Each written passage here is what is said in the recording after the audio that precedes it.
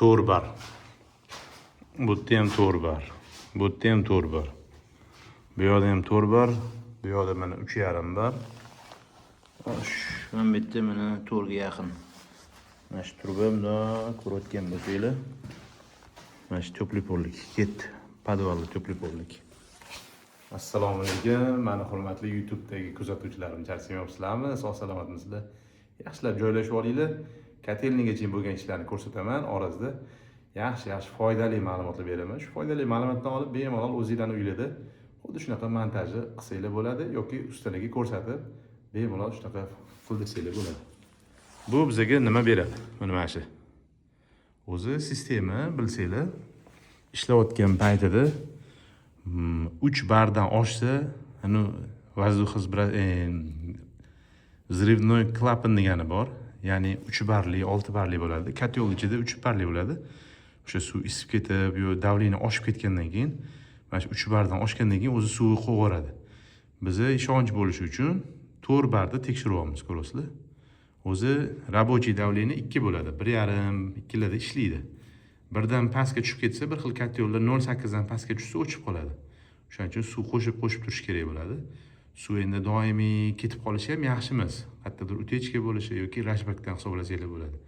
4 barda tekshirdik degani hech qayerda utechka yo'q mana. Bu yozib qo'yilgan обратка ГВС подача, ХВС deyilgan. Bu konturimiz mana 2-etaj обратка подача. Yana bitta radiator обратка подача. 1-etaj mana обратка подача. Keyin mansarda обратка подача. Mana hamma konturlarni usta, mana siz usta bo'lib yoki uy egasi bo'lib shu narsani talab qilib shu narsani qilib olsanglar, ertaga nobog'da sistemada qayerdadir utechka bo'lsa, shu ishni qilgan usta ham o'zini nima deydi, kafolatini olgan bo'ladi. Ya'ni страховкасini olgan. Bu podval qorong'iroq bo'lgani uchun sal video qilamiz, ko'rsatamiz. Mana ortimda turbalar ketyapti. Mana shunaqasi bu xonalar podvalda komnatni termostatga moslangan bo'lgani uchun mana shu 4 ta turba podacha обратка demak 2 ta kontur bor ekan. Bunda qaraganda ham o'zi ko'rinadi. Mana bunaqasiga o'ralgan bitta, nariyoqda yana bitta. 2 ta turba ketyapti. Ular ham shu kelguncha mana izolyatsiyada. Bundan tashqari mana qilib teplopolga gilza qoldirib ketgan komnatni termostatga. Balandligi 1.40 dan 1.70 gacha o'lchanadi. Shu sababli zapas bilan qoldirilgan. Shu elektrika qilinayotganda, komnat termostat qo'yilayotganda kerakli joydan kesib olish uchun. Bu yog'i mana, bu yoqda ham komnatni termostatga moslangan. Xo'sh, zinadan ozgina qochirilgan joyi. Xo'sh, tepaga chiqamiz. Tepada ham ishlar xuddi shunaqa ideal qilingan. Bu yoqda mana zinali plashatkani yonib olib tashalgan. Bu yoqda darvozaxona. Darvozaxonaning tagida ham bitta trap qoldirilgan. Yertagi uy egasi mashina yuvadilarmi? O'sha yerda brushatkalar yuvadilarmi? Sanuzillarda mana shaxta qilinmaganligi sababli mana shu sanuzillardan o'tadi hamma turbalar. Kanalizatsiya turbalari ham shu izolyatsiya qilinadi. Bu yoqda katta oshxona qilingan. Biz doim aytamiz, penoplastni 5 santimetrlik ishlatinglar. O'shanda mana asosiy trassadagi turbalarni balandligini yopib yuboradi deymiz. Shu uy egasi bilan rosa gaplashganimizda shu narsani amalga oshira olmadik. Ya'ni bu yerda 3 santimetrlik penoplast ishlatildi. Asosiy turba 5 santimetr mana ustidagi izolyatsiyalar bor, shuning uchun perepati bo'lmaydi mana shu joyda. Steshka qilinganda mana shu joyda sal yuqoriroq bo'lib qoladi. Yuqori emas, shu turbaga yaqinroq bo'ladi. O'shaning uchun 5 santimetrlik penoplast ishlatishni tavsiya beramiz doim. Bu yoqda ham mana turbalar ustida yuribdi.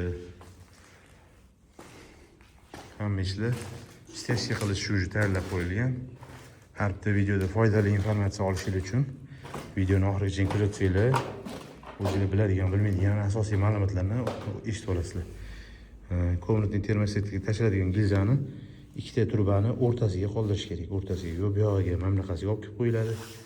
Hozir mana boshqa любой bitta xonani ko'rsataman mana. Yo'q, turba tushyapti-da, 2 ta turbani o'rtasida turibdi.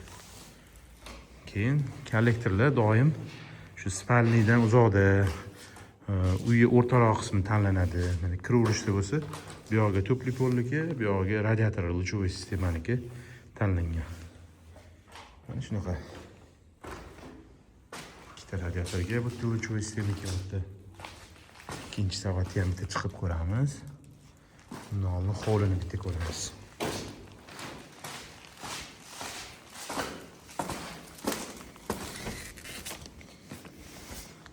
Hovli. O'zimizga taalluqli bo'lgan musullarni hammasini darvozaxonaga olib chiqib qo'yganmiz. Ochib ketish uchun. Bu ikkita vexit shu palivga, mana shu katta karta, zeleniy kartadan hisobini olib, diametr kattaroq tanlangan.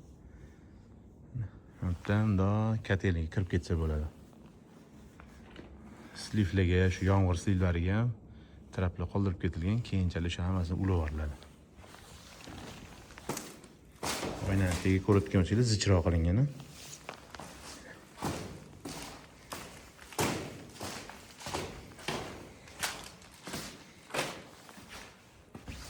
Tubdagi kuzatuvchilarga hammasi ochiq oydin ko'rsatiladi. Davom instrumentlar. Bu yerda darvozaxonani tepasidagi xona, to'pli pol, radiator.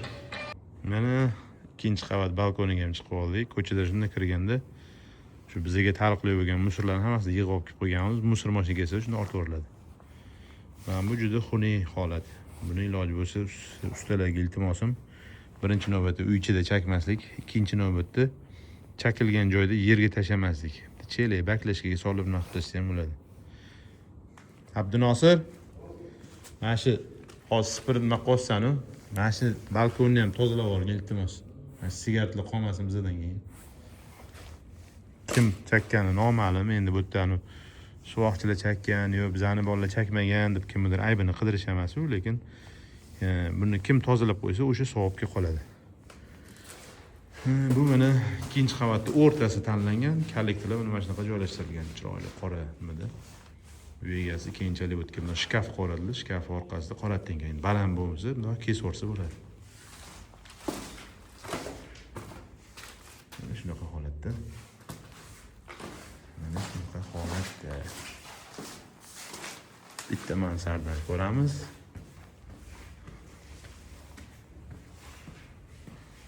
Foydali informatsiyalardan eng katta 12 talik kollektor bo'lsak, Qashqadaryoning kollektoriga necha kvadratgacha yopadi. Bu hisob kitobdan уже bir umrli, ya'ni tajribali nimasini aytaman. Hozir mana shu yerda 8 talik kollektor ekan. 3, 8.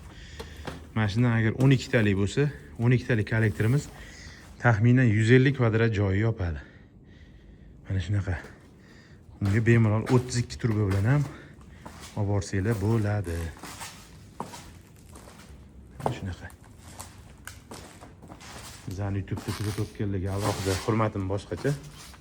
Sababi kommentariyada doim poddershka qilib turgansizlar meni. Podpiska qilib ko'rayotganlarga alohida rahmat.